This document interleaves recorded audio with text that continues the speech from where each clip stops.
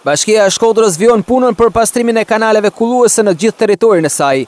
Në një material shpërndar për mediat, Bashkia e Shkodrës ka bërë me dije pastrimin e një sipërfaqe prej 23.000 metër kanale në të gjithë territorin e bashkisë, ndërkohë që deklarohet se kishte mbi 2 dekada që në pothuajse asnjë kanal kullues nuk ishte ndërhyrë. Është një punë e kryer nga bashkia të spunit në mjetet e reja që kena marrë. Ka një gjatësi prej 1600 metër. Gjithashtu puna ka viju dhe vazhdon të KK 17 dhe të KK 18, kanale po në gurin e zi. Do vazhdojnë pjesa tjetër në proces të nderimit, guri i zi rreth 6.2 km, guri i zi deri në Rens. Me fondet po të bashkisë Shkodër, rreth 10.3 milion lekë të reja.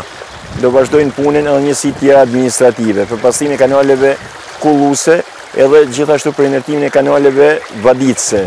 Bashkia nuk do nalet, po e pastru gjitha kanalet, ju si që do të shifni vetë në kanalin KK 17, është ba një rrafsh me tokën kanali, është komplet i blokum.